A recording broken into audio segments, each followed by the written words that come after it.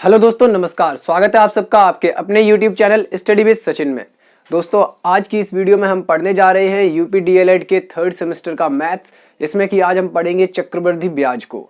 इससे पहले मैंने साधारण ब्याज, अनुपात वगैरह वगैरह पे वीडियो बना दिया है। अगर आपने नहीं देखा है तो उन वीडियोज़ की लिंक यहाँ डिस्क्रिप्शन में आपको मिल जाएगी, जरूर देखिएगा। चलिए दोस्तों, बिना देरी करते हुए शुरू करेंगे हमारा आज का यह टॉपिक। अगर आपको ये समझ में आता है तो वीडियो को लाइक करें, शेयर करें अपने साथियों के साथ और हमारे चैनल को सब्सक्राइब करें। चलिए शुरू करते हैं हमारा आज का वीडियो। Let's start.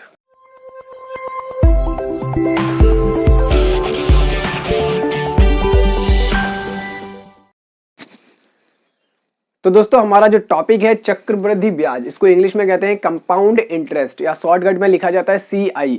सबसे पहले आज ये इंट्रोडक्टरी वीडियो है इस टॉपिक का। इसमें हम ज़्यादा कुछ क्वेश्चन नहीं करने वाले हैं, बस समझने वाले हैं कि असल में चक्रवृद्धि ब्याज होता क्या है। जैसे मैंने आपको साधारण ब्याज बताया था, वैसे ही मैं एकदम आसान भाषा में चक्रवृद्धि ब्याज समझाने की पूरी कोशिश करूंगा, ताकि आप लोग समझ जाएं कि चक्रवृद्धि ब्याज है क्या। तो देखिए दोस्तों, जैसा कि हम जानते हैं कि जब हम कोई भी धनराशि उधार लेते हैं या उधार देते हैं, तो साधारण ब्याज जो मैंने आपको बताया था कि आपने एक साल के लिए कोई धनराशि जितनी दी, जिस प्रतिशत ब्याज की दर पर दी, उतना ही आपको ब्याज मिल गया। जैसे देखो, उदाहरण के तौर पर देखो, जब तक आप रिलेट नहीं कर पाओगे ना दोनों चीजों को आपस में, साधारण ब्याज और चक्रवृद्धि ब्याज को, तब तक थोड़ा आपको कंफ्यूजन होता रहेगा। साधारण ब्याज यानी SI की अगर हम बात करें, सिंपल इंटरेस्ट, और हम यहां पे बात करेंगे CI की। देखो दोस्तों, अगर हम बात करें SI की, हम बोले कि हमने 100 रुपए दिए, जो धनराशि दी वो 100 रुपए उधार दी या फिर ली, जैसे भी आपको समझना है समझिए। हमने 100 रुपए की धनराशि उधार दी और हमने बोला भाई 5% ब्याज की दर लगेगी। 1 साल का समय है आपके पास, 1 साल का समय है। 1 साल के बाद आप बताइए कितना आपको ब्याज मिलेगा 100 रुपए पर 5% दर से। तो मैंने आपको बताया था कि जो परसेंटेज है ना, इसका मतलब ही प्रति सैकड़ा होता है। हर 100 रुपए पे 5 रुपए आप पे लगने हैं और आपने एक्चुअल में दिए भी 100 ही रुपए हैं, तो ब्याज बनेगा 5 रुपए। कितना ब्याज बनेगा 1 साल का? 5 रुपए। यहां देखिए, असल में वार्षिक लिखना बहुत जरूरी है, ताकि आपको समझ में आता रहे कि ब्याज की दर जो है वो वार्षिक है। आपको हर वर्ष में ब्याज देना है, कोई छमाही नहीं है, कोई तिमाही नहीं है। ठीक है, ये समझने वाली चीजें हैं जो आपको याद रखनी होती हैं। अगर यही रुपए मैंने 1000 कर दिए और ब्याज की दर मैंने सेम रखी, ब्याज की दर मैंने रखी सेम, तब आप बोलेंगे कि कितना ब्याज हमें देना पड़ेगा। अब निकाल के दिखा सकते हो क्या? 1000 रुपए पर 5% वार्षिक ब्याज की दर से कितना ब्याज होगा 1 वर्ष का? बताओ दोस्तों, कितना ब्याज होगा 1 वर्ष का? कोई भी बता सकता है आप में से कमेंट करके? देखो दोस्तों, मैंने आपको बोला था एकदम जनरल और आसान तरीका कि ये जो 5% है ना, इसको लिखते हैं 5 रुपए प्रति सैकड़ा, यानी प्रति 100 रुपए। ब्याज आप पे जो लगना है 1 साल में, वो हर 100 रुपए पे 5 रुपया लगेगा। कितना रुपया लगेगा? हर 100 पे 5 रुपया लगेगा। यहां कितना है? 1000।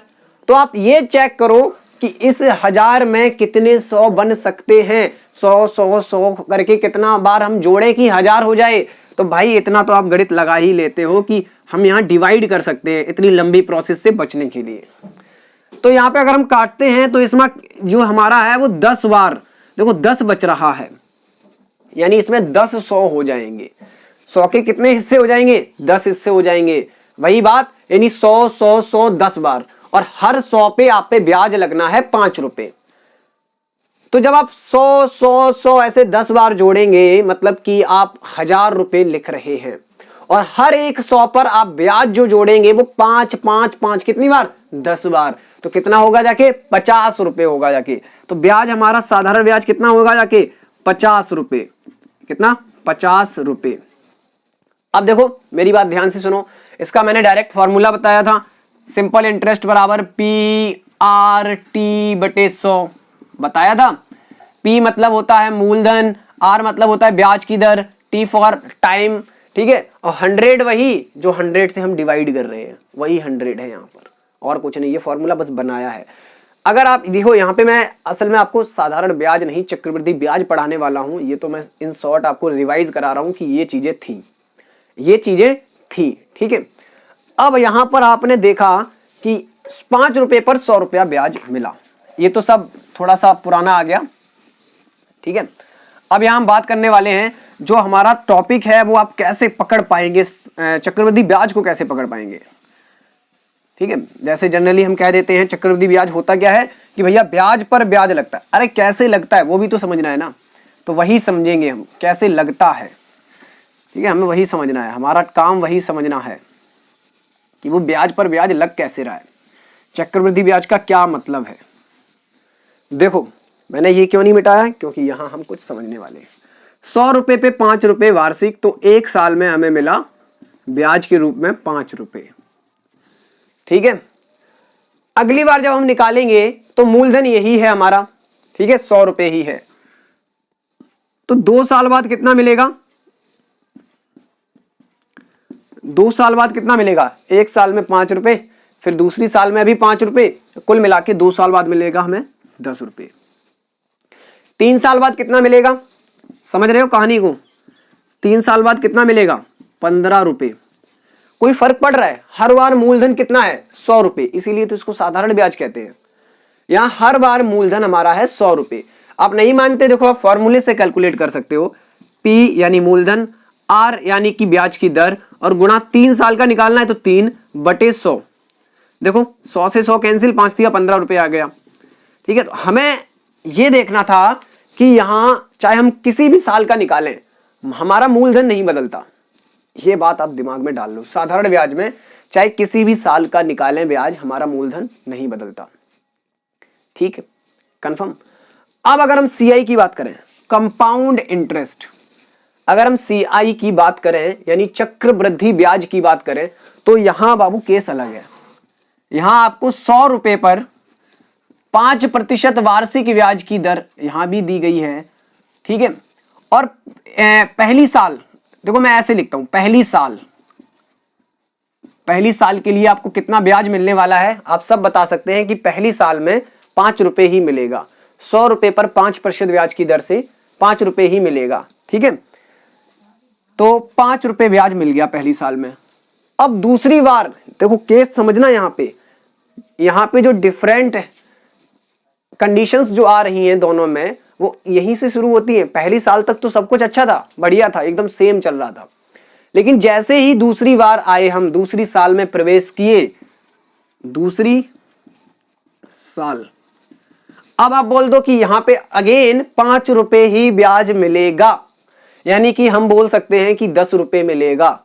अगर आपने ऐसा बोल दिया, जैसे इसमें था 2 साल के लिए भाई 5 रुपए और 5 रुपए 10 रुपए हो गया।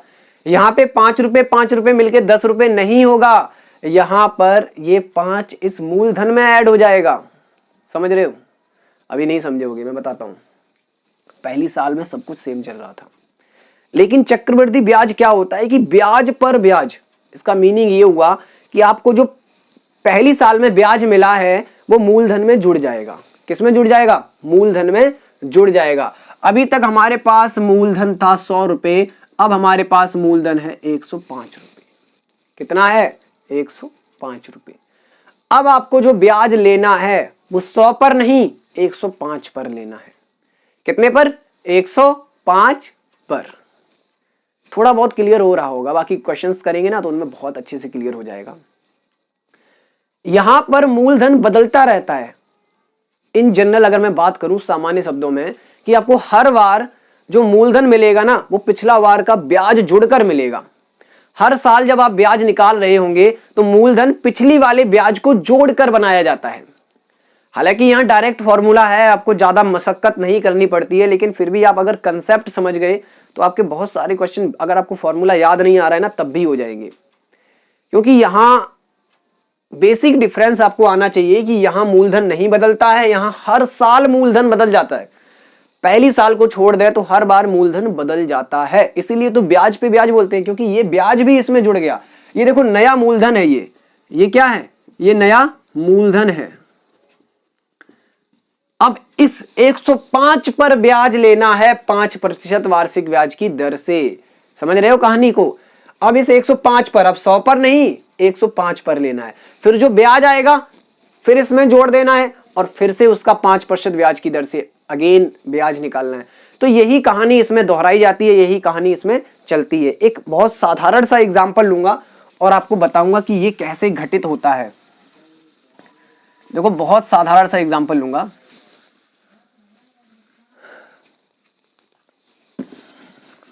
ये डस्टर से बढ़िया तो हमारा हाथ ही काम करता है, चलो बाद में धो लिया जाएगा।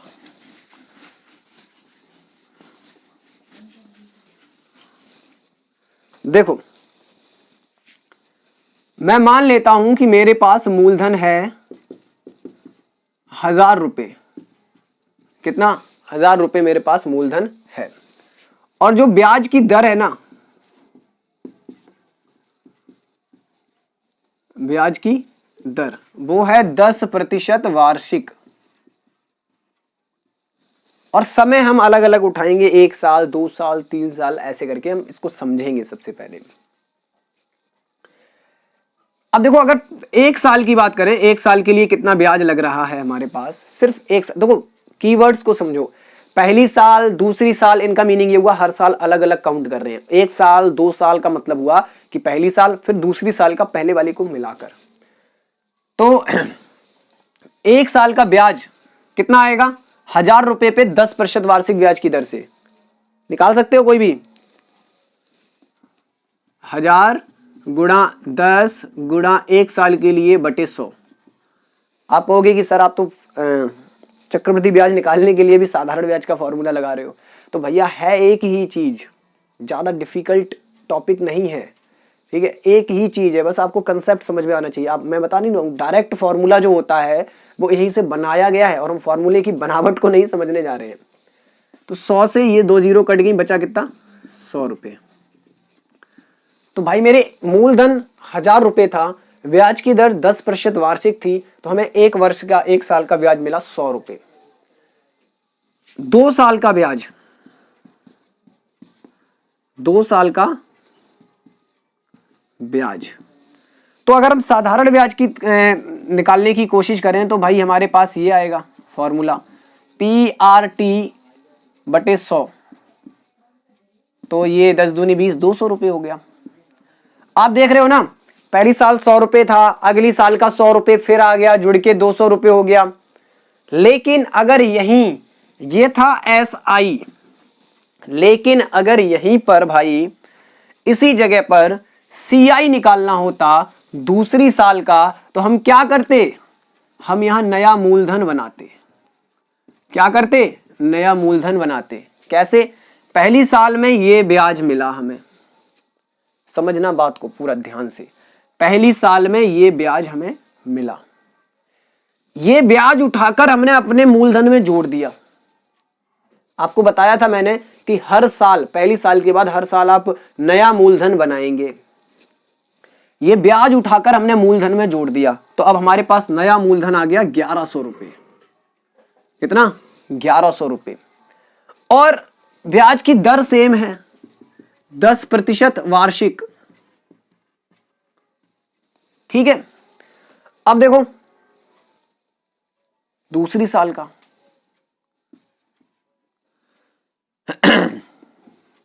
सिर्फ दूसरी साल का बता रहा हूं मैं, दूसरी साल का ब्याज 1100 गुणा 10 गुणा दूसरी साल का, मतलब देखो पहली साल का नहीं काउंट कर रहे हैं हम, ये बात आपको ध्यान में रखनी है। 2 सालों का नहीं कर रहे हैं हम, दूसरी साल का कर रहे हैं। साल तो वो एक ही है, दूसरी वाली की सेकेंड ईयर का काउंट कर रहे हैं, तो हम 1 लिखेंगे। वर्ष क्या है? 1 बटे 100। तो 2 जीरो कैंसिल हो गया, बचा कितना? 110 रुपए। तो भाई दूसरी साल में देखो, अब यहां पर दूसरी साल में कितना ब्याज मिल रहा था? देखो 2 साल का ब्याज आया 100 रुपए, तो आप समझ गए होंगे कि दूसरी साल का ब्याज, सॉरी 2 साल का ब्याज आया 200 रुपए, और आप समझ गए होंगे कि दूसरी साल का ब्याज भी 100 था और पहली का ब्याज भी 100 था, तभी 2 सालों का कुल मिलाकर आया 200। पहली का भी 100, दूसरी का भी 100, दोनों का मिलाकर 200, यानी 2 साल तक जो ब्याज लगेगा वो 200। 3 साल में 300, हर बार 100 बढ़ रहा है ना, क्योंकि 1 साल का 100 था, वो हर बार जुड़ता जा रहा है। 3 साल का ब्याज 300। नहीं हो रहा है यही काम CI में, मतलब यही काम CI यानी कंपाउंड इंटरेस्ट में बिल्कुल नहीं हो रहा है। वहां पहली साल का तो यही था 100 रुपए, लेकिन आप देख रहे हैं दूसरी साल का कितना है? 110 रुपए। कितना ब्याज आया? 110 रुपए आया। ये 10 रुपया एक्स्ट्रा आ गया, क्योंकि वहां ब्याज भी हमने जोड़ दिया था। मूलधन बनाने के लिए हमने अपना ब्याज भी जोड़ दिया था। तो दूसरी साल का ब्याज आया 110 रुपए, यानी 2 सालों का ब्याज, 2 वर्षों का ब्याज। कुल मिलाकर कितना हुआ है, आपसे पूछ दिया जाए 2 वर्षों का ब्याज कितना हुआ, तो 100 और 110, 210 रुपए हुआ है। और यहां 200 रुपए हुआ था, 10 रुपए एक्स्ट्रा मिल रहे हैं। कंपाउंड इंटरेस्ट में हमें 10 रुपए एक्स्ट्रा मिल रहे हैं। देख लो ध्यान से, समझ में आ रही है कहानी? आएगी, धीरे धीरे आ जाएगी, आप सब आएगी, आप पूरा दिमाग लगाओ, बिल्कुल आएगी। एक चीज और आपको बताऊं कि यहां देखो, जैसे ही आप 3 सालों का निकालेंगे ना, 3 वर्षों का ब्याज आप निकालेंगे, तो आपको भी आ गया होगा कि अब निकल के आएगा 300 रुपए, क्योंकि अगली साल का, तीसरी साल का भी 100 आएगा और जुड़ जाएगा। तो 3 सालों का कुल मिलाकर हो गया 300। और यहां जब आप निकालेंगे तो भैया 2 सालों का ब्याज कितना आया, 210। अब तीसरी बार के लिए मूलधन बनाना है। क्या बनाना है? मूलधन। तो 2 सालों तक आपने ब्याज जो निकाला वो अपने पुराने मूलधन में जोड़ दो, पुराने मूलधन में, इसमें नहीं। 2 सालों का ब्याज पुराने मूलधन में जोड़ दो, तो आ गया 1210 रुपए। कितना आ गया?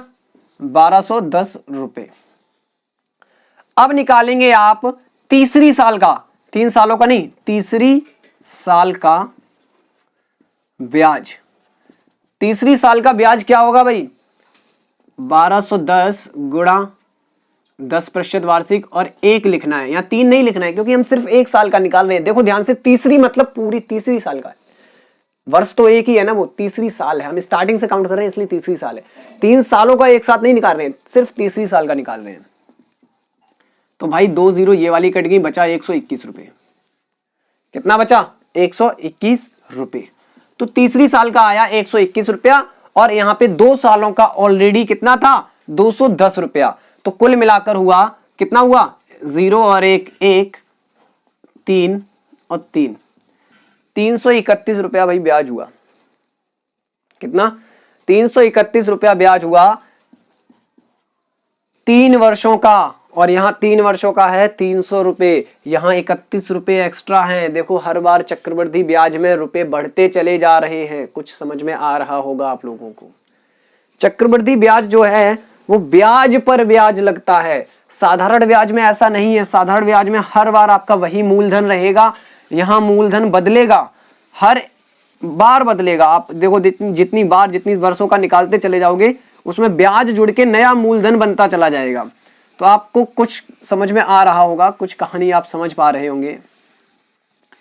देखो 1-2 क्वेश्चन और मैं बताऊंगा ना, जिससे आपकी पूरी कहानी और क्लियर हो जाएगी। फिर हम डायरेक्ट फॉर्मूले की बात करेंगे, और फॉर्मूले को समझने के लिए आपको बेसिक मैथ, पुराना गणित आपको आना चाहिए, जो आप पढ़ चुके हो, घातांक वगैरह, ठीक है। क्योंकि वहां कंपैरिजन भी होती है, कभी कभी टाइम भी निकालने के लिए दिया जाता है, कभी कभी दर निकालने के लिए दिया जाता है।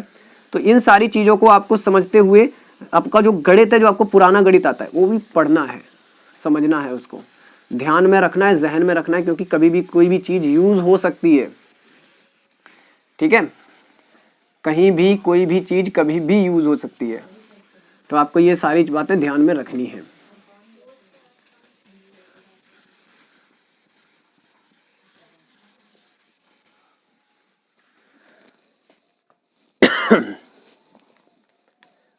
देखो एक क्वेश्चन है, शॉर्टकट में लिख रहा हूं मैं। कहा जा रहा है कि 2000 रुपए का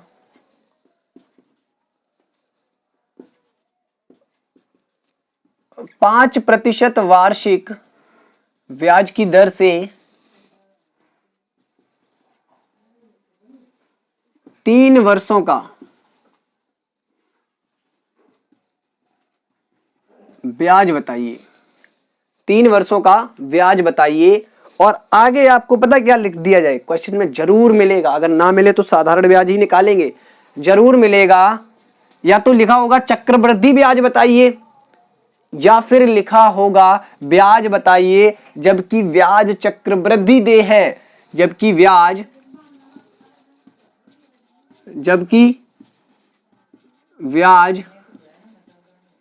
चक्रवृद्धि। आप देखो चक्रवृद्धि का ही तोड़ मरोड़ करके मीनिंग निकाल लो। चक्र के अनुसार वृद्धि हो रही है, हर बार बढ़ रहा है, चक्रवृद्धि देय है। ये तो अभी एक टॉपिक है, इसमें छमाही तिमाही पता नहीं क्या क्या आएगा, बहुत सारी चीजें आएंगी। अभी तो आप ब्याज समझो सिर्फ कि चक्रवृद्धि ब्याज होता क्या है। तो अगर इस क्वेश्चन को करना है हमें, तो हमारे पास दो अप्रोच है, जैसा मैंने आपको पिछली बार बताया था पिछले क्वेश्चन में। पहली साल का निकालें, फिर मूलधन नया बनाएं, दूसरी साल का निकालें, फिर मूलधन नया बनाएं और तीसरी साल का निकालें। समझ में आ रही है बात? वहां आप साधारण ब्याज का यूज कर करके, उस फॉर्मूले का यूज करके, PRT/100 उसका यूज करके आप तीनों सालों का निकाल सकते हैं। और एक यहां डायरेक्ट फॉर्मूला होता है। तो we are going to take both approaches, हम दोनों ही तरीकों को यहां पे लेने वाले हैं। देखो, अगर हम निकालें पहली साल का ब्याज, पहली वर्ष का ब्याज, तो आपको पता है कि साधारण ब्याज का फॉर्मूला लगाना है PRT/100। P है हमारे पास 2000, R हमारे पास 5 और वर्ष तो एक ही लिखना है। ये एक ही लिखना है आपको, हर बार अलग अलग काउंट करेंगे ना तो एक ही साल आएगी। और बटे 100, तो ये आया पहली साल का। देखो 5 दूनी 10 यानी 100 रुपए। कितना आया? 100 रुपए। ये पहली साल का ब्याज है। अगेन दूसरी साल का ब्याज, अब थोड़ा सा भाई शॉर्टकट करूंगा मैं।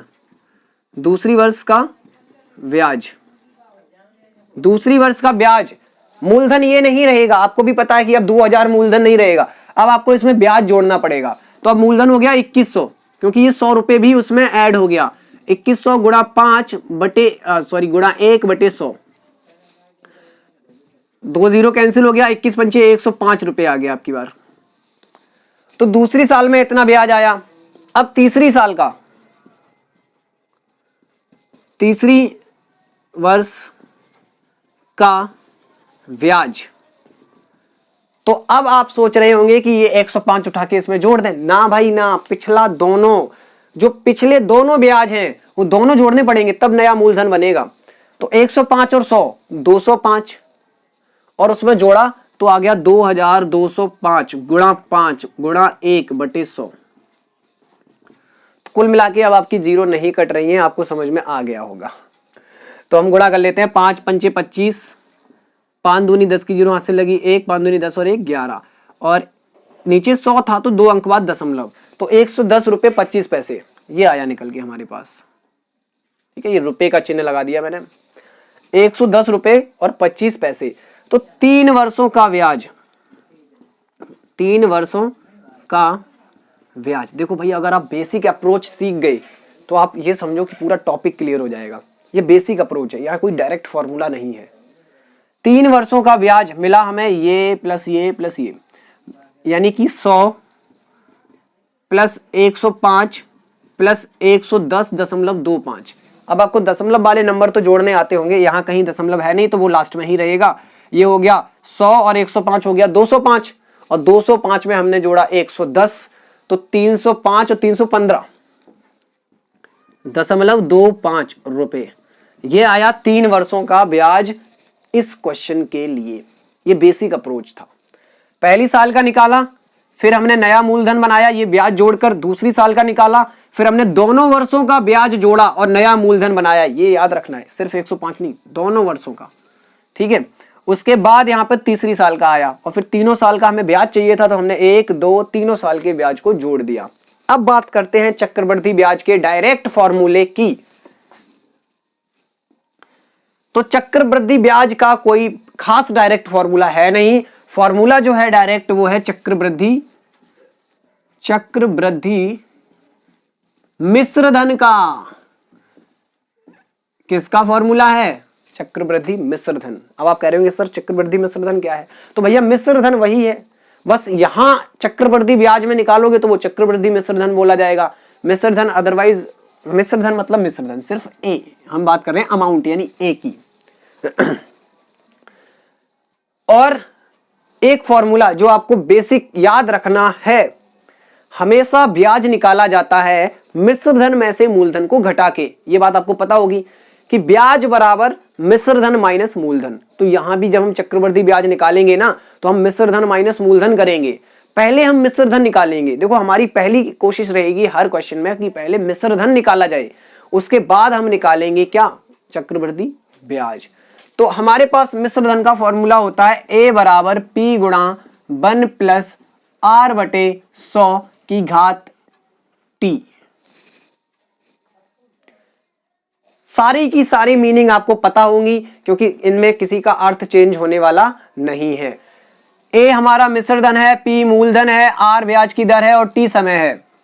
t क्या है, समय। कभी कभी t की जगह n भी लिखा मिल सकता है, लेकिन आप याद रखेंगे कि जो घात लगी है वो समय है। क्या है, समय, टेंशन मत लेना। और ये छोटा r भी लिखा मिल सकता है, उसमें कोई परेशानी वाली बात नहीं है। अब इस फॉर्मूले के माध्यम से इस क्वेश्चन को हम हल करेंगे और देखेंगे कि क्या इतना ही आंसर आ रहा है। चलो करते हैं। तो हमें यहां मिला p 2000, 1 प्लस r हमारे पास कितना है 5 बटे 100 की घात, कितने साल का चाहिए, 3 साल का, तो घात लगा दी 3 हमने, कोई दिक्कत ही नहीं।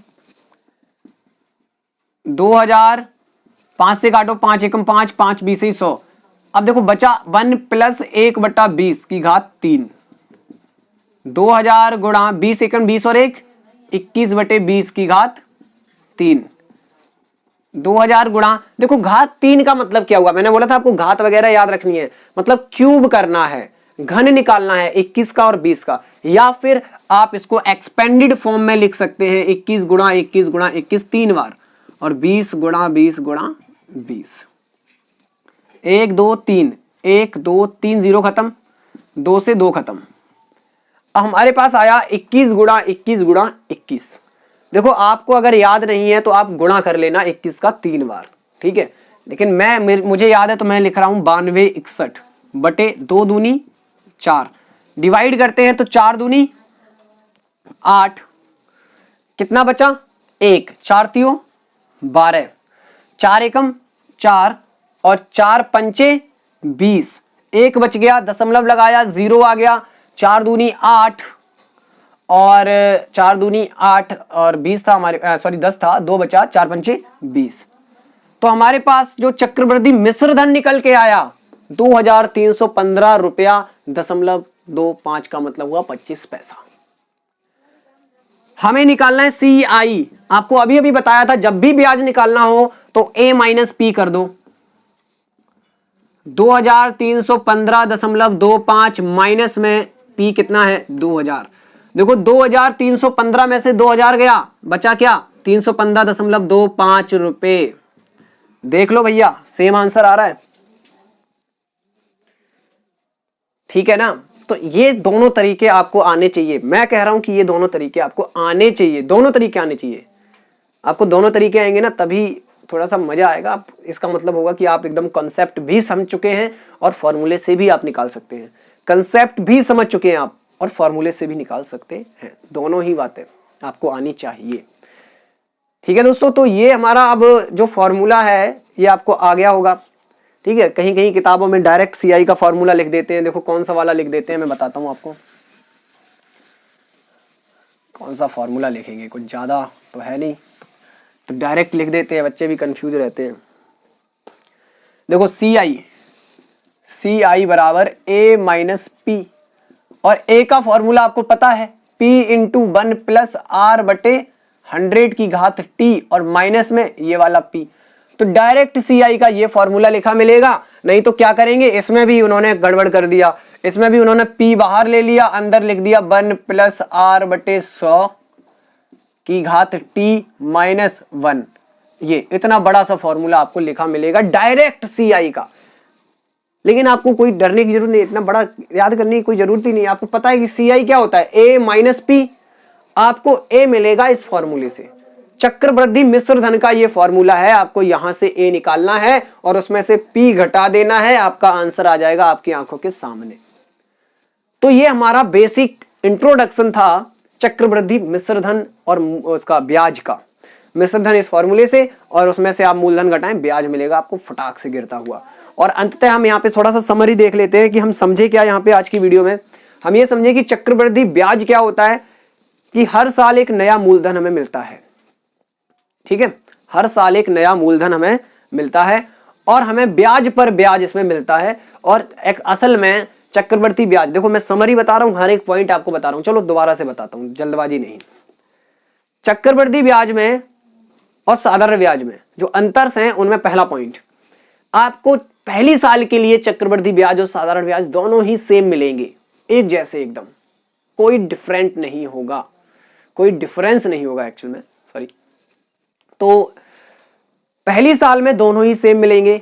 कहानी शुरू होती है दूसरी साल से, पहली साल के बाद। देखो दूसरी साल में साधारण ब्याज तो सेम ही रहेगा, जितना हर साल आएगा उतना ही आएगा, लेकिन चक्रवृद्धि ब्याज जो है वो बदलता रहेगा, क्योंकि पहली साल के बाद जो ब्याज आया है वो मूलधन में जुड़कर नया मिश्रधन बनाएगा, जिससे कि नया ब्याज आपको प्राप्त होगा। तो ये तो था चक्रवृद्धि ब्याज। और बात करते हैं क्या अंतर है। अंतर भैया ये है कि इसमें कहा जाता है ब्याज पे ब्याज मिलना, आप भी याद रखेंगे, ठीक है, ब्याज पे ब्याज मिलता ही है। जाहिर सी बात है कि ब्याज जुड़ जाता है और फिर उसका भी ब्याज मिल रहा है। आपने जो पैसे दिए थे सिर्फ उन पैसे पे नहीं, वो ब्याज जुड़ गया उनमें, और उस ब्याज वाले पैसे पर भी ब्याज मिल रहा है, इसलिए बोलते हैं ब्याज पर ब्याज मिल रहा है। अगली बात, साधारण ब्याज पहली साल के बाद की बात कर रहे हैं, पहली साल तक तो बराबर ही होता है, पहली साल के बाद कभी भी आप निकालेंगे 2 सालों के लिए, 3 सालों के लिए, साधारण ब्याज हमेशा कम होगा, चक्रवृद्धि ब्याज ज्यादा होगा। कारण भी आपको पता है कि वहां ब्याज जुड़ जाता है और उस पर भी ब्याज मिलता है, तो कुछ रुपए एक्स्ट्रा आते ही हैं। तो इन सारी चीजों को याद रखते हुए आज का वीडियो यहां पे समाप्त करेंगे। अगर आपको ये बेसिक इंट्रोडक्शन समझ में आया है, और दोस्तों अभी पूरा नहीं हुआ है इंट्रोडक्शन भी, क्योंकि अभी यहाँ पे बहुत सारी चीजें हैं, इसमें है बहुत सारी चीजें, ठीक है, वो हमें समझनी है, जाननी है। धीरे धीरे वीडियोस को मैं अपलोड करता रहूंगा। और बताइएगा कि आपको ये वीडियो कैसा लगा, आपको कितना इसमें समझ में आया है। जो टॉपिक नहीं समझ में आया है मुझे कमेंट में बता दीजिए, अगली वीडियो में वो भी कवर करा दूंगा, एक बार और अच्छे से समझाने की कोशिश करूंगा। तब तक के लिए दोस्तों आप देखते रहिए इस वीडियो को, पुरानी वीडियोस को देखते रहिए और एंजॉय करते रहिए। और अगर आपने हमारे चैनल को सब्सक्राइब नहीं किया है तो प्लीज सब्सक्राइब कर लीजिए हमारे चैनल स्टडी विद सचिन को। मिलते हैं अगली वीडियो के साथ, तब तक के लिए धन्यवाद, नमस्कार।